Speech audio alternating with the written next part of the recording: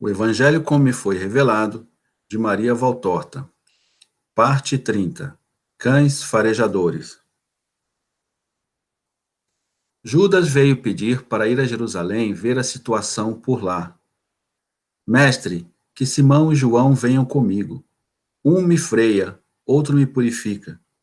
Não imaginas o que é João para mim. Eu sei, por isso o amo tanto. Ele é minha paz, e tu serás meu conforto se continuares bom como tens sido há alguns dias.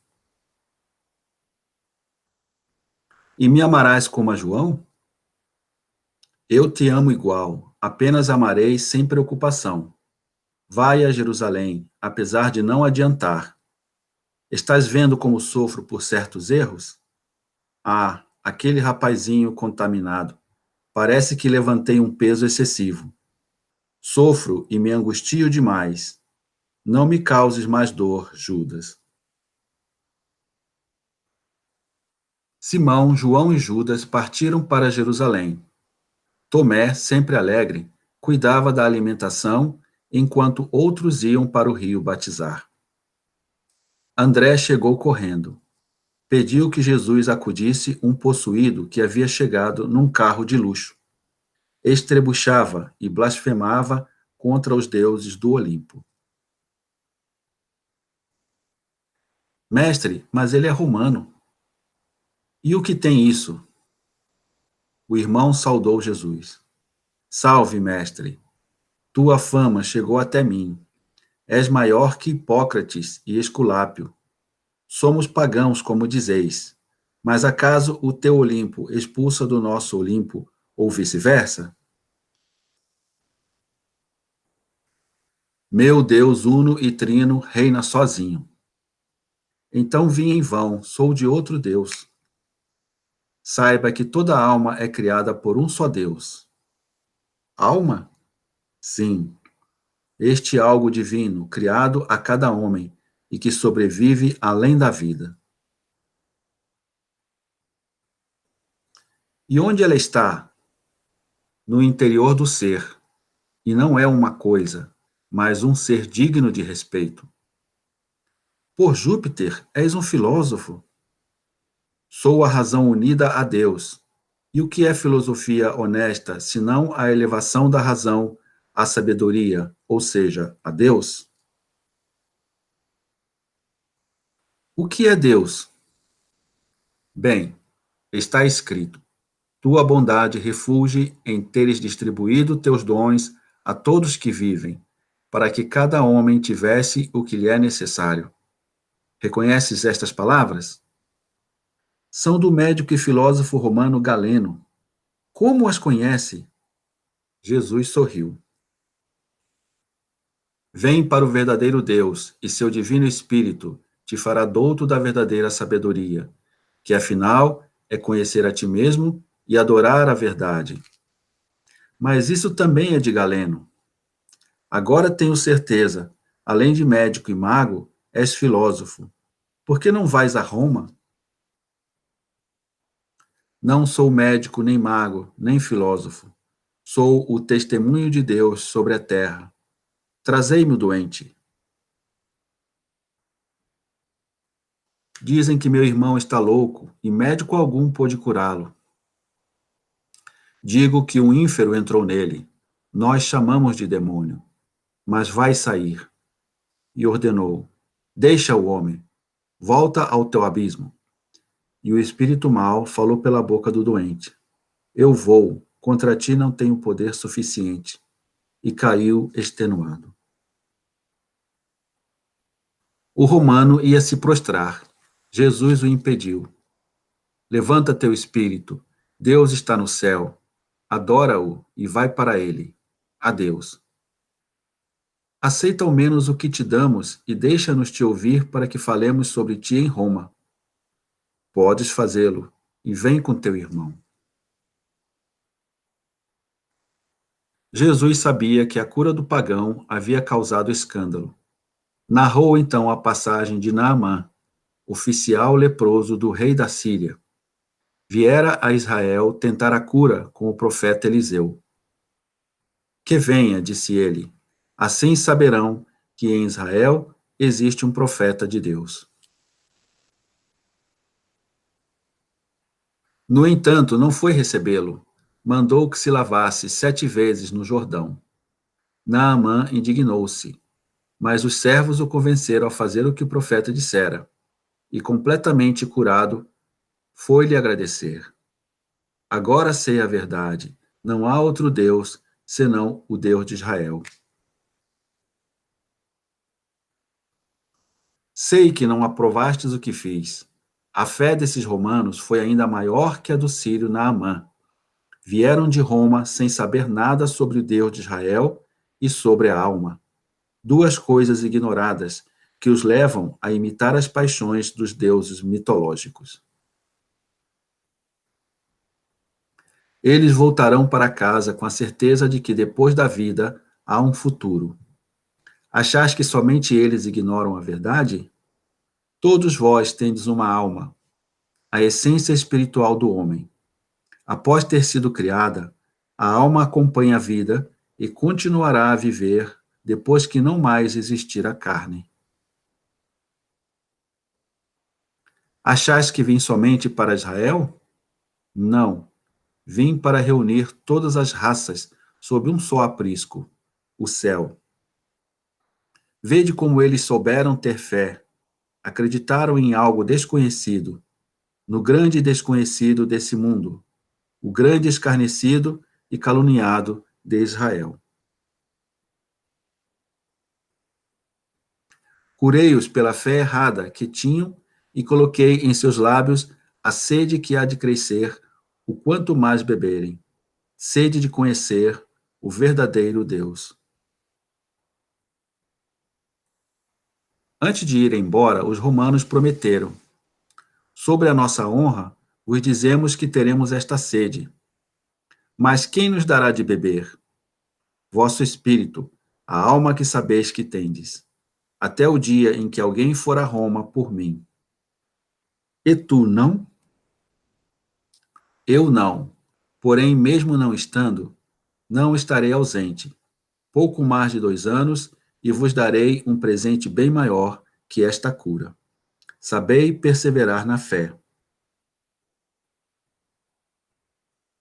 No outro dia, entre as milhares de pessoas, estavam os fariseus, que mais pareciam cães farejadores, seguindo Jesus. Vieram da Galiléia com o intuito de importunar e difamá-lo. Mateus e Pedro foram chamar os primos, Tiago e Judas, que não teriam dificuldade em enfrentá-los.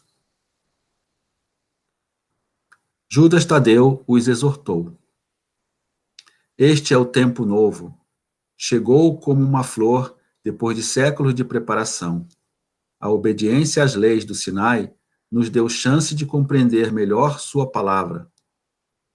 E sendo tempo novo, o Mestre tem novos métodos, não contrários à lei, cheios de misericórdia e amor. Ao se retirarem, Pedro comentou: Nossa, como falas bem! Aprendemos tudo de Maria, que lições! Somente Jesus pode falar ainda melhor que ela, mas nada se compara à sua doçura. É como o óleo perfumado que se impregna num pano. Mesmo removido, seu perfume continua para sempre. Jesus saiu da cozinha abraçado com o menininho aos pulos. É uma conquista. Disse-me este homem de 4 anos que quer ser discípulo. Disse que quer pregar, curar crianças, subir no monte e gritar bem alto: Vinde, aqui está o Messias. Tomé quis provocá-lo. E quem é o Messias? Jesus de Nazaré. E o que quer dizer Messias? Quer dizer aquele que foi enviado para ser bom e ensinar a gente a ser bom. E o que fazer para ser bom? É só querê-lo bem, e aí ele fará tudo. Jesus sorriu. A lição foi dada: queira-me bem e eu te amarei. E esse amor realizará tudo em ti. O Espírito falou por este menininho. Ao passarem pela moça velada, Jesus pediu que ele lhe dissesse: A paz esteja contigo. Por quê? Porque assim o choro vai passar. E ele gritou: A paz esteja contigo. Foi o Messias que me mandou falar. Se tu o amares, ele te amará e te curará. De fato, Israel era um pregador nato, ainda que falador demais. Jesus começou a pregar: Não dirás falso testemunho. Existe algo pior que um mentiroso? É a união da crueldade com impureza, capaz de matar grandes estimas. É o assassino que não derrama sangue, mas fere a honra. Nem falo daqueles que, jurando em falso, mandam matar milhares de pessoas. Estes já estão no fogo do Geena. Falo dos que desmoralizam o inocente. E por que fazem isso? Mentem por 3 razões: ódio, avidez e medo. Só sentem ódio os amigos de Satanás. O bom não odeia, nunca, por nenhuma razão. Mesmo desprezado, prejudicado, ele perdoa. O ódio é o mais claro testemunho de uma alma perdida. Quem odeia não perdoa quem é bom. Dominado pelo orgulho, o mentiroso quer esquecer que pode ser desmascarado. Está de olhos fechados pela avidez. É como o bêbado, embriagado pelo vinho satânico. Não se lembra que Deus é mais forte e se encarrega de fazer vingança pelos prejudicados. Em geral, a pessoa calunia para tirar a culpa de si mesmo. Como o mal já está feito e agora teme, abusa da estima que ainda possui para inverter os fatos. Acusa um inocente que, por vezes, foi testemunha da má ação praticada. Mas procedei bem e nunca tereis necessidade de mentir. Quando estás mentindo, vos sujeitais ao demônio, aprisionado ao eterno pavor de serdes desmascarados e não cairdes em contradição, mesmo depois de anos. Sede sinceros, como é bela a boca de quem não mente. Pode ser pobre, rústico, ignorante, mas será sempre um rei. Pois a sinceridade é mais nobre que o ouro, mais que uma coroa. Eleva o homem acima das multidões, muito mais que um trono, e forma uma corte de bons à sua volta. Segurança e tranquilidade é o que se sente ao lado de um sincero. Com o mentiroso é sempre incômodo. Sua vizinhança já é grande incômodo. Quem mente perde a credibilidade, até quando diz a verdade. Ficará sempre a dúvida: será que fala a verdade? Sede bons de verdade, ainda que queiram vos difamar. Muitos vos defenderão. Não é verdade, ele é bom, e seus atos provam isso. Não confieis quando vos falarem em voz baixa. Com dissimulação, escondem toda a malícia. Quem cava um buraco, nele cairá, pois a mentira é velha como o mundo, e o juízo de Deus sobre o mentiroso continua o mesmo de sempre. Portanto, tende a espontaneidade das crianças, que por instinto vão com quem é bom, sem procurar outra coisa, a não ser a verdadeira bondade. Deus dá a cada um o necessário. Não fala em luxos, ostentação e futilidades. Necessário é um teto, um pão e uma veste, o indispensável para se viver. Aquele que deseja sempre mais, mata sua paz e não goza nada. Envelhece cedo, fulminado pela inveja. O primeiro invejoso foi Lúcifer. Quis ser Deus, tornou-se demônio. Adão e Eva tinham tudo, invejaram o conhecimento de Deus e foram expulsos. Caim invejou Abel por sua amizade com Deus e se tornou assassino. Haveria criatura mais feliz que um simples passarinho? Eles nos ensinam muito ao cantarem baixinho. Obrigado, ó meu Criador, por tudo que nos dás hoje. Confiam em Deus, porque o rei morre, o rico também, pois não é o cetro que afasta a morte, nem o dinheiro. Próximo capítulo: Festa da Purificação.